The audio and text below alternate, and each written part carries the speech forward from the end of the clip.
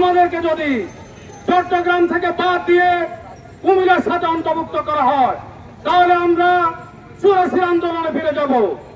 রাজপথ, রেলপথ, সড়ক পথ আমরা অবরোধ করে আমরা আমাদের দাবি আদায় করে নেব।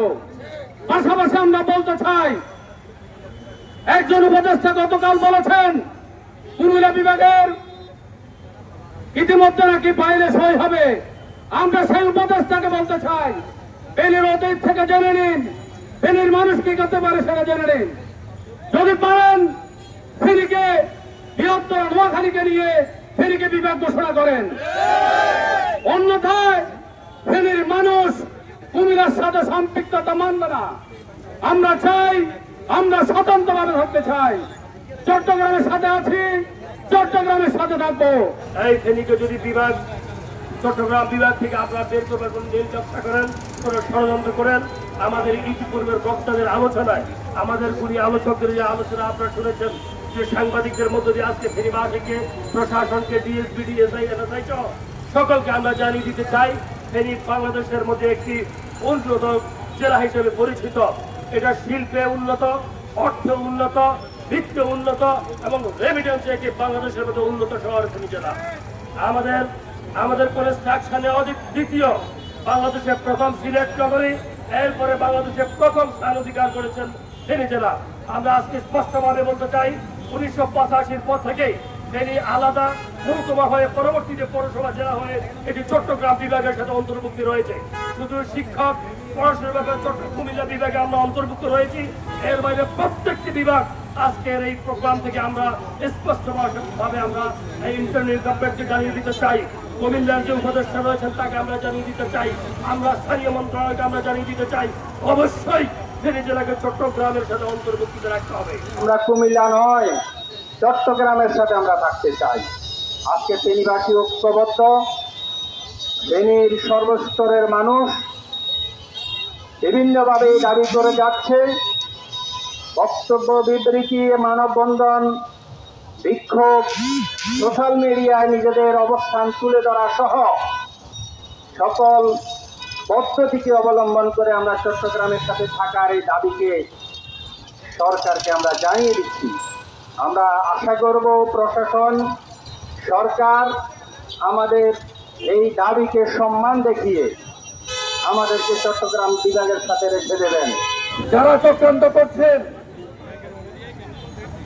ফেনীবাসীকে আপনারা কুমিল্লার সাথে যোগ করবেন, তাদের উদ্দেশ্যে বলতে চাই, আপনারা আপনাদের এইসব অপপ্রচার, অপচেষ্টা থেকে বিরত থাকুন। আমরা ফেনীর মানুষ, শান্তিপ্রিয় মানুষ। যদি আমরা আমাদের অধিকার আদায় না করতে পারি, আমরা কিন্তু আন্দোলনের মাধ্যমে আমরা আমাদের অধিকার আদায় করবো ইনশাআল্লাহ। আমাদের এই জেলায় সাবেক প্রধানমন্ত্রী বেগম খালেদা জিয়ার জন্মভূমি। আমি দেশনেত্রী বেগম খালেদা জিয়ার পক্ষ থেকে বলতে চাই, আমরা চট্টগ্রামের সাথে ছিলাম, আছি, থাকবো ইনশাআল্লাহ। এদিকে চট্টগ্রামের সাথে বাদ দিয়ে কুমিল্লার সাথে সংযুক্ত করতে চান, ওনাদের উদ্দেশ্যে বলতে চাই, আমরা ফেনীবাসী আমাদের বিষয়ে সিদ্ধান্ত নিতে হলে আমাদের ফেনীর সকল গণমানুষের সাথে কথা বলে সিদ্ধান্ত নিতে হবে। আর ফেনীবাসীর গণমানুষের সাথে কথা বলতে হলে ফেনীবাসীর বিভিন্ন গুরুত্বপূর্ণ প্রতিষ্ঠান রয়েছে। এই প্রতিষ্ঠানগুলো যারা প্রতিনিধিত্ব করেন, রাজনৈতিক দল রয়েছে, রাজনৈতিক দলের গুরুত্বপূর্ণ যারা প্রতিনিধিত্ব করেন তাদের সাথে অবশ্যই পরামর্শ করতে হবে।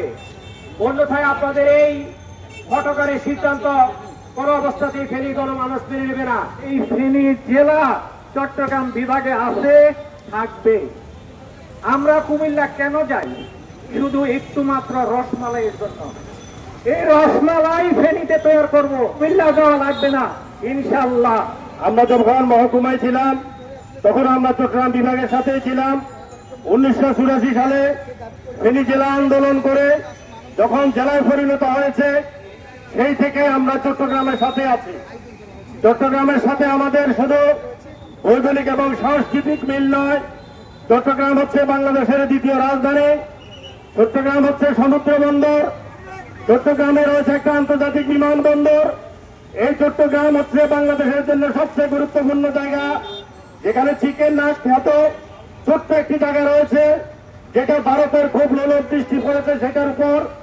আমরা সেটা নিয়ে সচেতন থাকতে চাই।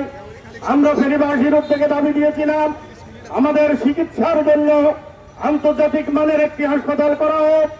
আমরা ফেনীবাসীর পক্ষ থেকে দাবি দিয়েছিলাম আমাদের শিক্ষার জন্য একটি ইউনিভার্সিটি করা হোক।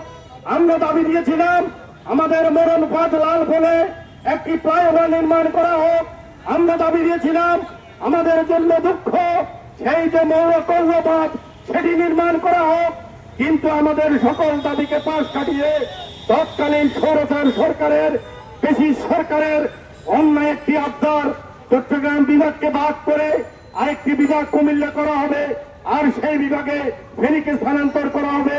ফেনীবাসী শুরু থেকে এই দাবির প্রতি ধিক্কার জানিয়েছে।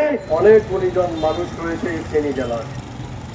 আমি বলতে চাই আজকের আমরা এই ফেনী রেমিটেন্সের দিক থেকে দেশের ৩য় পর্যায়ে রয়েছি।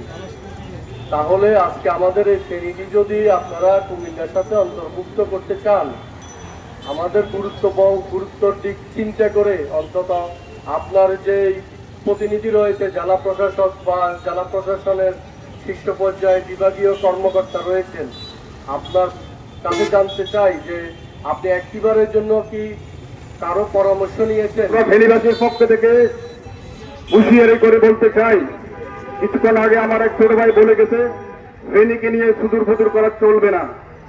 আমি ব্যক্তকণ্ঠে বলতে চাই, আমরা ফেনী জেলা আমরা ফেনীবাসীর পক্ষ থেকে বলতে চাই, এই ধরনের যদি কোনো সিদ্ধান্ত হঠাৎকারী না হয়, আমরা ফেনীবাসী কঠোরভাবে প্রতিহত করব এবং প্রতিরোধ গড়ে তুলব। আমি বলবো হাই রোড আমরা ব্লক করবো অনির্দিষ্টকালের জন্য। আমাদের প্রাণের দাবি ভৌগোলিক দিক থেকে ফেনী জেলা অত্যন্ত গুরুত্বপূর্ণ স্থান। আমরা সবাই ঐক্যমত্য ভিত্তিতে আমরা এগিয়ে যাব ইনশাল্লাহ। এই ফেনী জেলা আমাদের সাবেক প্রধানমন্ত্রী বেগম খালেদা জিয়ার জন্মস্থান। আমরা স্পষ্ট ভাষায় বলতেছি বর্তমান সরকারকে, আমরা চট্টগ্রামে অতীত ছিলাম, বর্তমানে আছি, ভবিষ্যতে থাকবো। স্পষ্ট বলতে চাই, এই অন্তর্বর্তীকালীন সরকারকে ফেনীকে নিয়ে কোনো সুদূরবুদুর চলবে না। ফেনী আগে ছিল চট্টগ্রাম বিভাগের সাথে, এখনো চট্টগ্রাম বিভাগের সাথে থাকবে।